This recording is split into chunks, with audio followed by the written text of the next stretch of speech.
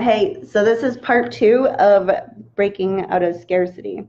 So I wanted to talk about the trap of busy, broke, and exhausted, because this is how this happens.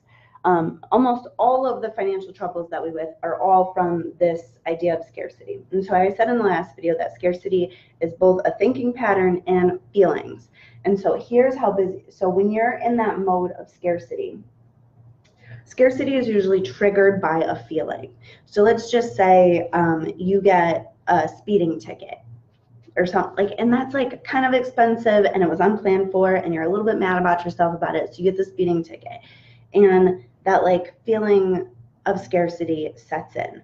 And so here's how scarcity then affects your brain power, because scarcity is it's fear-based. So your amygdala, which is the part of your brain that's in charge of fight or flight, freaks out.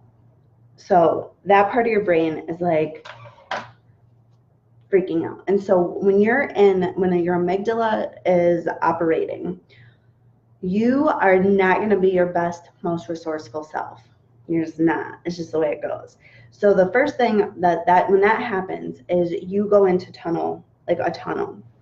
And so tunneling is the psychological phenomenon that happens when you have something that is urgent or pressing or whatever.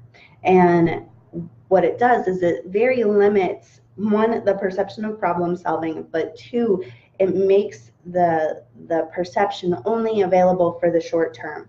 Long-term thinking doesn't happen when you're in a tunnel, right? So imagine you're in a tunnel, there's only enough light to see what, like 5 feet in front of you.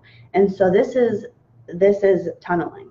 All right, and so that's like the first thing that happens, because your prefrontal cortex shuts down. So that's where all the thinking happens, and your amygdala is like freaking out back there, like fight or flighting, like bears are coming after you, even though it's just a speeding ticket. Okay, so the second thing that happens is that when you're in that thing, that amygdala sucks up a whole lot of your brain power. So while your brain is running the process of fight or flight, this drastically reduces your problem-solving skills, and it also reduces your impulse control. And it's because all your glucose is getting used up in your amygdala, and so that reduces your fluid intelligence and your impulse control. And so I'm reading, they studied this, like this. I totally see this stuff happening in my practice, but what I'm talking about is like stuff that's psychological, that's like done based on psychological research. So this is known as the bandwidth tax. And so this bandwidth tax, so right now you're working with limited perception, you're working in the dark, so you have limited problem solving skills, and it stresses you out, and it also reduces your impulse control. So this is like a perfect storm for bad financial choices, because you're only thinking in the shortest term possible, and you're trying to problem solve something that's complicated with reduced brain power, and you want this feeling gone so bad that you're ready to take action right now. You're ready to do the things right now. And so this is like the perfect storm of money clusterfuckery right here. And so here's some of the ways that I see scarcity happening in real life. So there's like the catastrophe juggle, where it's like you got to step behind, and then you're hustling to catch up that one step, and in the meantime you like drop the ball on something else. And so like you're constantly trying to like juggle all your responsibilities, the times, the dates, the da-da-da. And so that catastrophe juggle is definitely gets a hold of people. This is like the constant emergencies. Now, so like if you've watched any of my other stuff, you know that I talk about a working capital account. Now, working capital is something that like helps to break the cycle, this cycle, but this takes a little bit of time. So for example, today a client called me this morning, and she was just her water heater broke. She was anticipating the water heater breaking, and so she's been saving money for it. So she had the money in her account to buy the water heater, which was great news. It made me feel super good. And so now that catastrophe is handled. Instead of putting it on credit or some other stuff.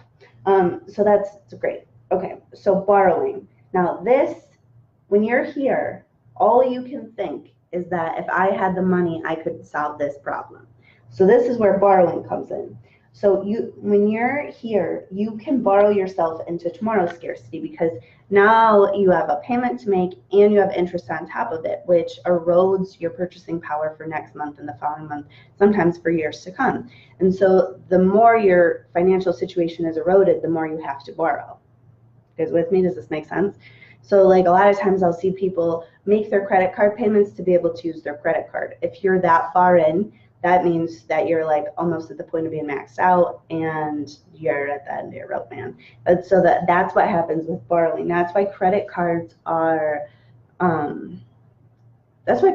so risky, because you're on this slippery slope of scarcity. And so if you're using scarcity to fill in gaps, or if you're using the credit cards to fill in gaps, you're very likely going to get stuck, because these things are like, this is like a trap.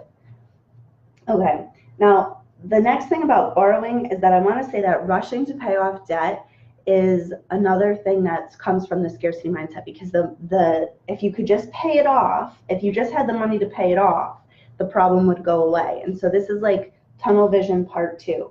And so then you start rushing to pay it off, and then you go right back into the catastrophe juggle, because now you're not prepared for the things that were happening. I've done work on this. I call it usually the hamster wheel of debt, but this is like the psychological phenomenon that are happening while you're there. Okay, and then when you owe money, it feels bad. People are not ever like, oh, I'm in debt and it's like really okay with me. Like people are like, it weighs on me, it feels bad. And so you have this like self-induced pressure to get it paid off as fast as you can, which is like not the best way to do it. You got to slow your roll and make a plan and like make good choices and move forward slowly, because if you do it fast, then the cycle continues, the clusterfuckery continues. Okay, and so then there's these things that I call just like what WTF choices, because when you see them from the outside, they don't make any sense. When you're in this, these things all make perfect sense. When you're in this tunnel, these things make sense. When you're outside the tunnel, it's very easy to judge somebody who does these things. Very easy. So hoarding is number 1. Now that can be done in 2 different ways. You can go out and buy cheap crap to excess, or even expensive crap to excess. If you have more stuff than you need, then that's like, and it doesn't, I'm not talking hoarding like hoarders, but like if you're out getting rid of your money to buy stuff that doesn't really fill your life with joy, that's hoarding. It can also happen when you stop the flow of money going out. So if you get scarce and then you stop paying your bills because you're scared to let the money go, that's hoarding, and that's like another thing that's not very good to do, because energetically, like you're stopping the flow of money. Money is meant to ebb and flow in and out of your life, and you want to get to a point where it like overflows, but that's all right, so that's hoarding. So depriving is when you're not taking care of yourself, essentially, or you're putting off things that need to be done. And what ends up happening with depriving is that you can only do it for so long, and then it all falls apart.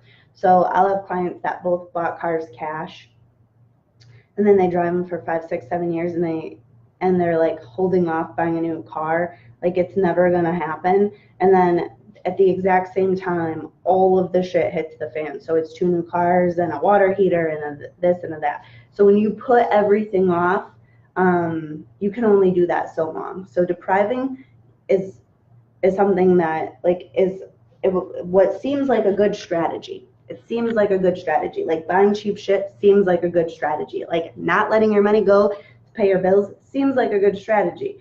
But not letting your money go means that you're going to pay late fees or interest charges, which is going to create future scarcity. Buying tons of cheap shit is going to fill your house full of crap and not make you it's not going to help your money situation. Depriving feels like it will help because you're saving money right now, but in the long run, it creates more scarcity. Being wasteful. So in the last video, I talked about the example of the party. That's like the perfect example of how scarcity creates wastefulness. But it's also with time and with energy. So like when you jump right into action without any sort of plan, you're going to be super inefficient with the way that you move, with the way you take your actions. And so that is another thing.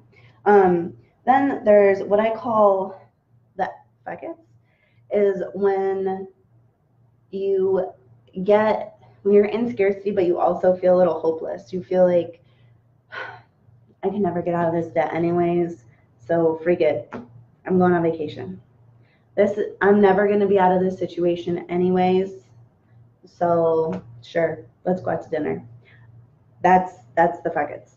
And this can happen hard or not happen too bad at all. It just depends on where you're at. So sometimes you're like, all right, I already messed up my budget for the week, so fuck it, I'm gonna go out to dinner. And that's not as so bad as like, I'm never gonna get out of this mountain of credit card debt, so I'm gonna charge new furniture, which is like a little worse, you know? And so there's ages for these things.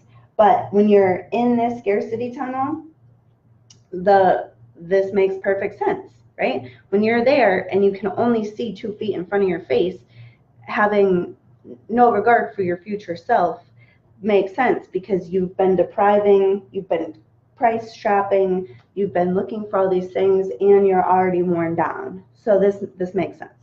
Okay, so I call it FOMO, like FOMO spending, fear of missing out, is pretty much what it is. So when you're spending money out of the idea that the opportunity is going to go away and you're not going to be able to do it. So even though you might be tight and going out for cocktails with your friends is like financially not a good idea, you're like, well, I'm never going to have the opportunity again, because now you have scarcity and that sort of thing.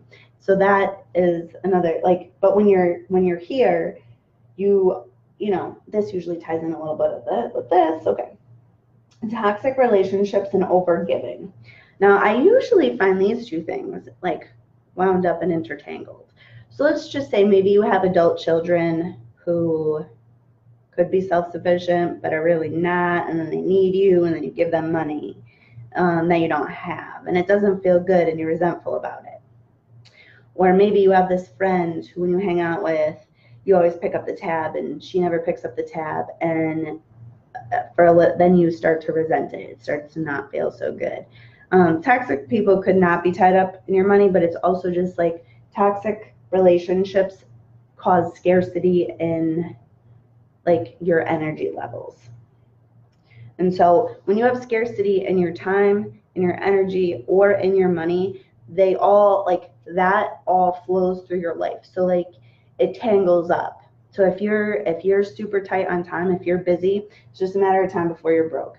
If you're broke, it's just a matter of time before you're exhausted. If you're exhausted, it's probably because you're busy or you're broke. And so they all like, it's all like one thing. All right, so I'm going to make another video about the last thing.